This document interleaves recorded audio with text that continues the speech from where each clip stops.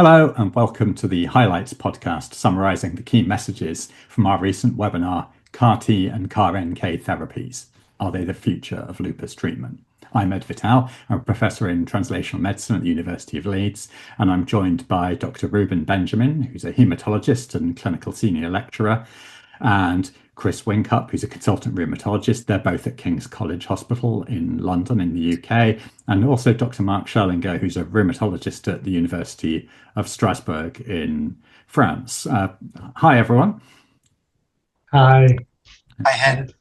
Hi, Ed. So today we're going to do a highlight summary of the content that we discussed in our accompanying webinar, which was on the 25th of June 2025, chaired by myself and including presentations from Ruben, Chris and Mark.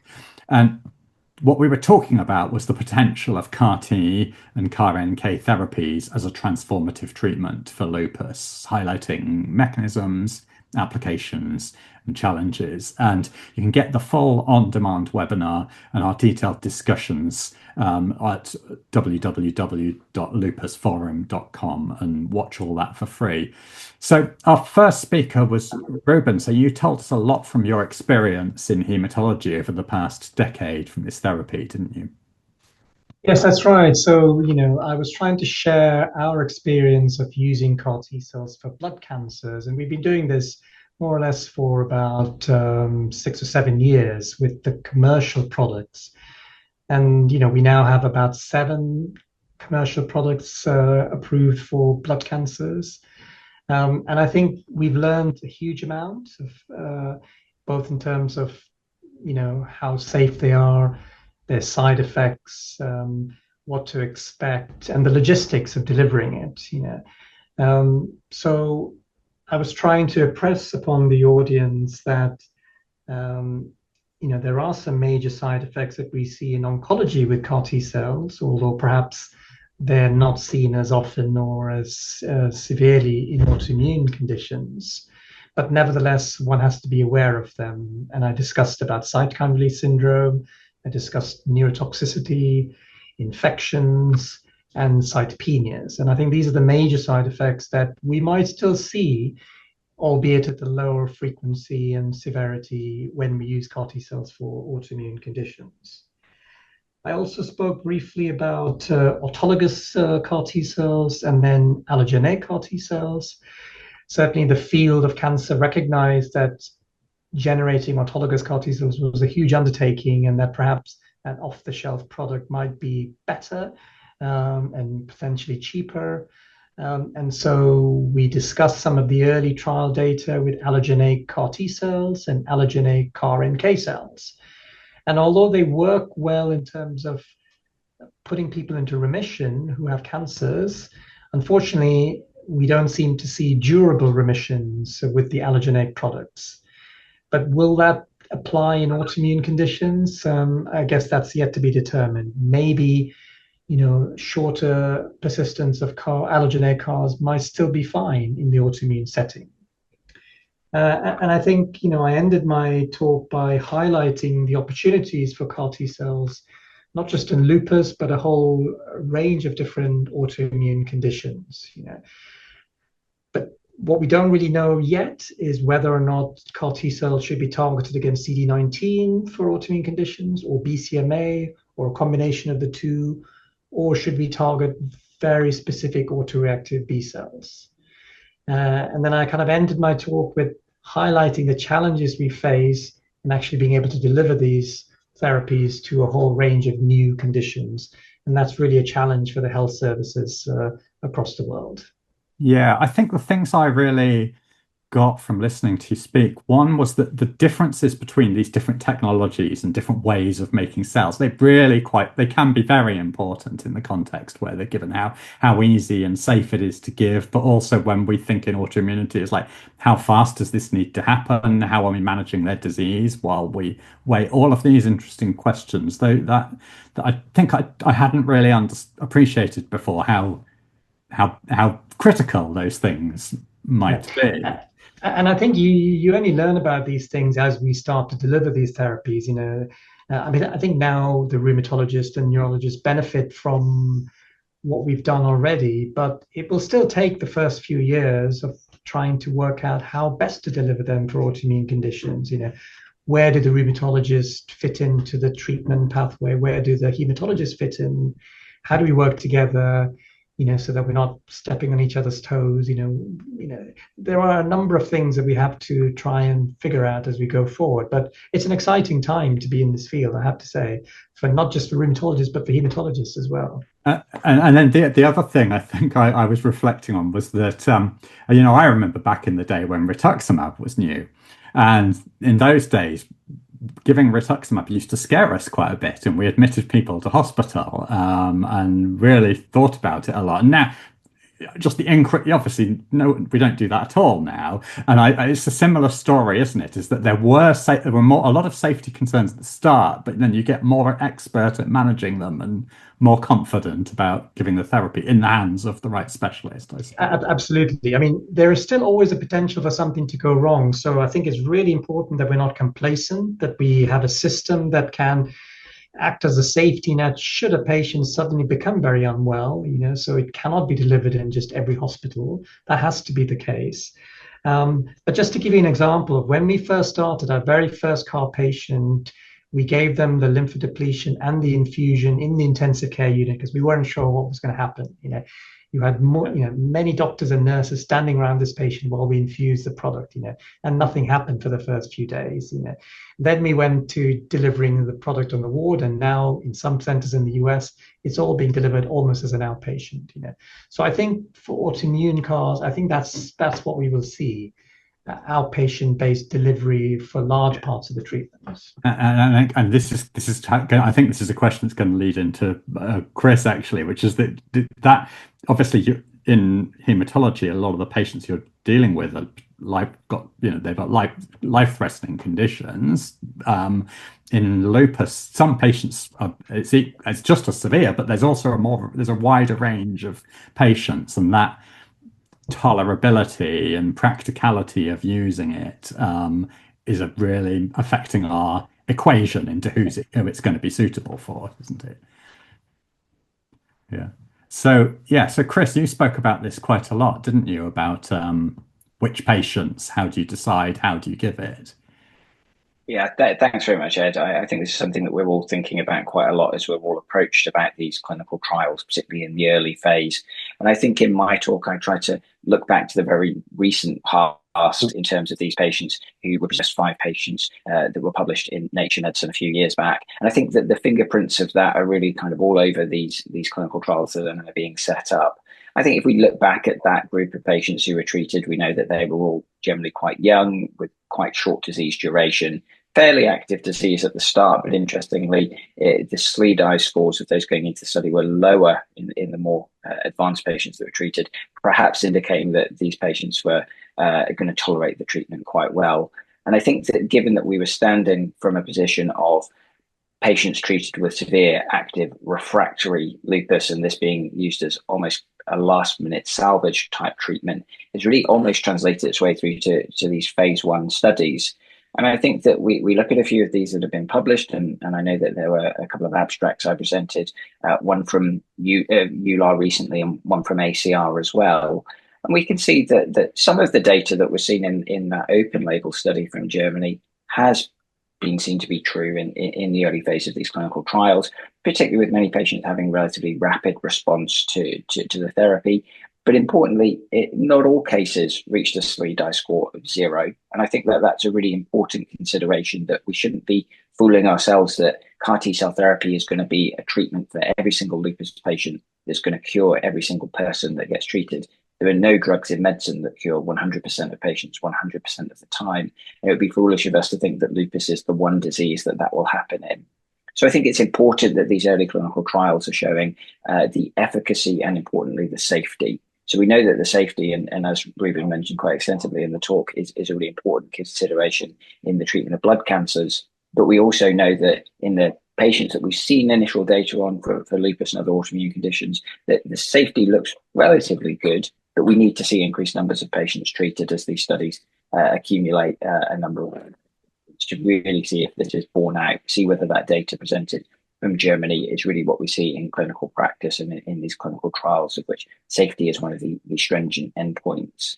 I think it's also really interesting and building on the hematological perspective of using allogeneic therapies, using CAR-NK therapies, and beginning to understand as rheumatologists where these therapies work in slightly different ways, what their differences are. And these are all important things that we really need to consider when we're being approached about clinical trials and thinking about our patient cohorts and who may be people who are suitable to go into these studies. And as I mentioned, that initial German data was of severe active refractory patients with lupus. And that has kind of led itself into the clinical trials for these early phase studies that tend to be focusing on patients that have active and severe disease. And I think one of the things that I tried to get across in my talks was thinking about this in a slightly different way, thinking about trial inclusion criteria as not just taking patients who have severe and active disease, but do we need to think about patients who are potentially of high risk of progression? Can we treat them at a point of quiescence before the next big flare comes on? And that's really important, in my opinion, in terms of the tapering of the background therapy and also the function of autologous CAR T cells in patients who are really very sick and unwell. And building on kind of what Ruben was saying, I think that there is a move now towards how can we make this perhaps a bit more streamlined? How can we get patients treated perhaps a bit quicker? And I really think that thinking of my local population of lupus patients, you're going to want a therapy that is open to as many patients as possible if the phase 3 trials do read out saying this is a success. We don't want this to be a treatment that is just used for a small number of patients who perhaps can have access to that care, who may have an insurance system that allows them to take time off work. We need to think about treating patients in a way that is not just admit to hospital for 10 days, take that time off work, thinking about how we can move this to the ambulatory setting potentially one day, and therefore with that potentially treat a vast number more patients. And one other thing you also spoke about, which again we talked about in our Q&A afterwards as well, was a lot of these trials are talking about making the SLEDAI score go down. Yeah. But is making the SLEDAI score go down really that's how we do normal lupus trials, but in this case, are we aiming for something different that's not in the SLEDAI and not in the BILAG either? Yeah, thanks very much. So yeah, I think it's a really important question. And I often say this to our resident doctors and people training in the clinic, that as clinicians, we want to see disease activity get better. We want to see proteinuria get better. We want to see renal function improve, DNA antibody titers come down. Because when we do that, we feel like we've done a good job and we've made someone better. But it is interesting that when you look at health-related quality of life that patients report, it's very, very discordant with what we think we've done. And many patients will feel better and we might see their SLEDAI score improve. We might see it go to 0. But that patient may not feel any different. They may not function any better at home. And I think we need to bring some of that into the clinical trial endpoints so that we can really perhaps make a case for this in terms of healthcare economics, should we see that this comes through successful phase 3 trials. And Mark, did you want to come in there? Yeah, and I wanted also to discuss with Chris and you the design, the trial design. Do you think that we should in the future put 2 arms in the trials, including patient, because we're talking about severe patient, but not life-threatening, most often not life-threatening, like in hematological cancer. So maybe we could do a control arm with enhanced immunosuppression, for example, obinutuzumab and mycophenolate mofetil, because we need to improve the degree of proof that we have on the efficacy of these therapies. Exactly. I agree. It's about why are we doing this therapy when we could use more conventional therapies, isn't it? And I think our reasons for wanting to use this therapy aren't just to get remission, they're to get things like, free of other therapy.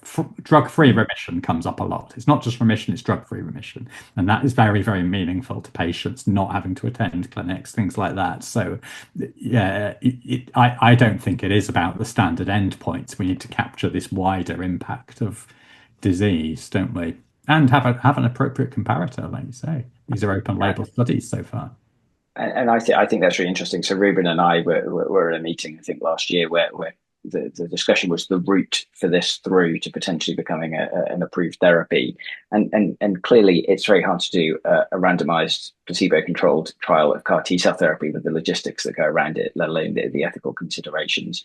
But I wonder if we do need to think about studies where we perhaps have a standard of care treatment and patients may be randomized to the standard of care or CAR T cell therapy. And then from there, if they don't get a full response to perhaps if they got a standard of care, they may cross over into a CAR T cell therapy arm. But the thing I find really interesting is hematology have already done this. Hematology are one ahead of us. So Ruben, I don't know what you think from how it was licensed from hematology. Yeah, no, I mean, I was going to come in there on that very issue. The traditional route to licensing for a drug would be a phase 1, phase 2, and then a phase 3 compared to what was previously standard of care. But CAR T cells have completely changed that. So all the CAR T cell products in hematologic malignancies were approved after a fairly small phase 2 single arm study.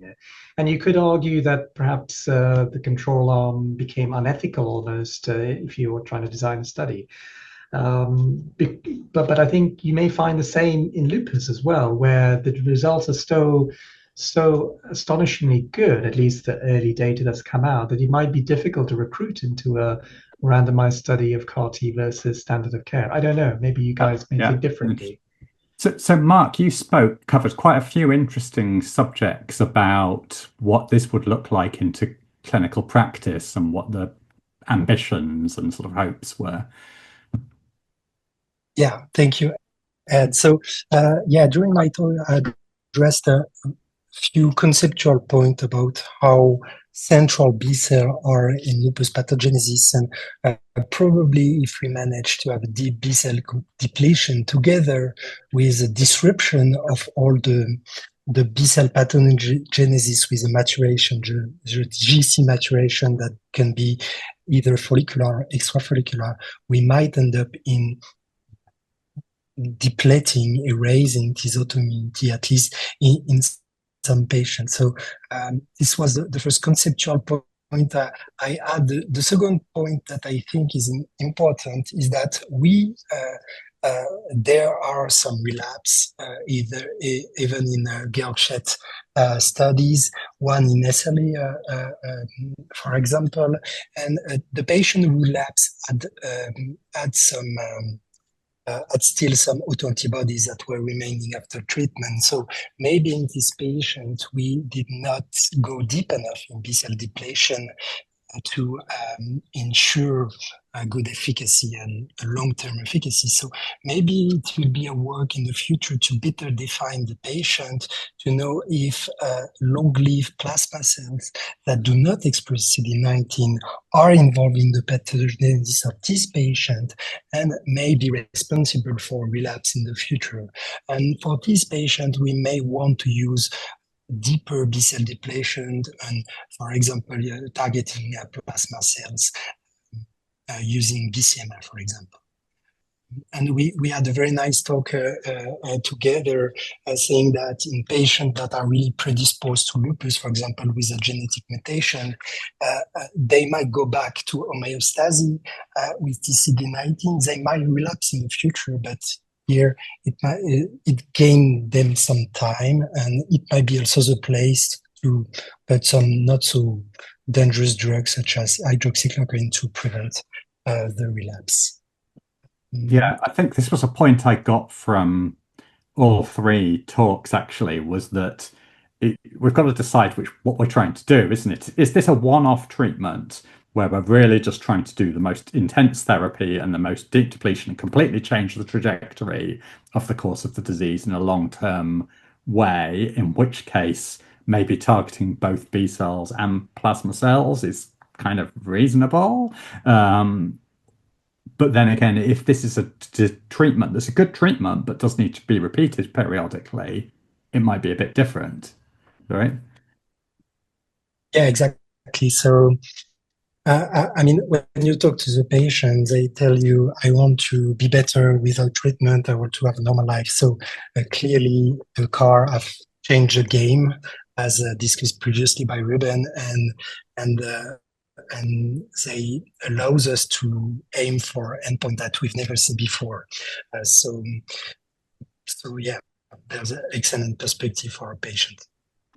And then the other thing that you mentioned about, again, I think Chris also mentioned about was how does this fit with other treatments that patients might be on? So they might be on other immunosuppressants. Those other immunosuppressants might be affecting the T cells that we're trying to reprogram, and they have to be started and stopped in a kind of careful way around the time of this treatment, right? Yeah, so that's a very difficult question. Most of the clinical trials ask for winning the treatment before CAR T, sometimes for a long time, which might be a problem for because the patient relapse or high disease activity. So yeah, for probably Ruben might have some insight about this, but it might not be that important. For example, just stopping MMF a few days before might not have such an impact on the CAR T cell. So yeah, maybe we could continue this bridging therapy. And Chris, some you of the wanted to... immunosuppression on T cells that you see in lupus isn't due to the drugs, it's due to the lupus, isn't it? But Chris, I can tell you want to say something there. Yeah, I think it was just kind of building on something that both Mark and Ruben concluded their talks with, which was also speaking about T cell engager therapies in addition to CAR T cell therapy, and the whole thing we've discussed about autologous versus allogeneic versus CAR T versus CAR NK. And you add to that the fact that we've now got obinutuzumab and belimumab, which are B cell targeting monoclonal antibody therapies. I think one of the things that is really interesting for me is we seem to be switching in the speculation of, well, you start with a biologic and then maybe you give a CAR, and if that doesn't work, do you then give a T cell engager, or do you give a T cell engager first, and if you relapse to that, you then go to biologic? And I find this really interesting. I also find it really interesting that our colleagues in hematology are very well versed with this, having had these drugs for considerably longer than we have. So I think that a major area we're going to need to work out as a community in the future is which patient gets which treatment when, and what do you do with relapse. And I don't know, Mark or Ruben, perhaps whether you've got any particular feelings on when and where these sequential therapies may end up. Yeah, I mean, I think, we've been facing some similar issues where we have a choice between CAR T and T cell engagers and how to sequence things, and we're still trying to figure it out. We haven't quite worked out what is the best strategy. But I would say, in general terms, the earlier you treat the disease, at least in cancer, the better, and the more easy it is to overcome, the fitter the T cells are. Whether the same thing applies in lupus, I don't know. But I think the aim should be to try and give your best treatment earlier in patients where you think the natural history of the disease is such that they're going to need, more intensive treatment than maybe your first line steroids, etc. So that's, I think, a general rule. Whether or not T cell engagers affect the T cells so that when you then subsequently collect cells for CAR T cells, would that be affected? Again, that's still an open question now. So I think we just need to continue to do these studies, and probably in the next 3 to 4 years, it will become a lot clearer. Yeah, and one thing to add on, and it's not to, especially for Ed, because I know he loved this, is that CD19 CAR T cell seems to do an amazing job in lupus, but actually we don't really know if it's the CAR that does the job or the CD19 targeting that does the job. And now we have also classical monoclonal antibodies that target CD19 that actually have not yet been tried in lupus, that we need to try. I mean, I completely agree with you. We probably need to treat the patient earlier, but to have a good knowledge of how to treat them, we need more data on all these treatment modalities, including BiTEs, monoclonal antibody, and CARs. Okay, well, that feels like a good place to wrap up. We could talk for a lot longer, but there's a lot more covered on the full version of that webinar, and I certainly learned a lot from doing it. So thank you for joining me, Ruben, Chris, and Mark. Thank you. Thank you so much. And I hope you all found this highlight summary useful. If you have a look at www.lupusforum.com, there's all sorts of other content on there as well. And if you sign up, you can get notified when there are other webinars coming up in the future. So thanks for your attention.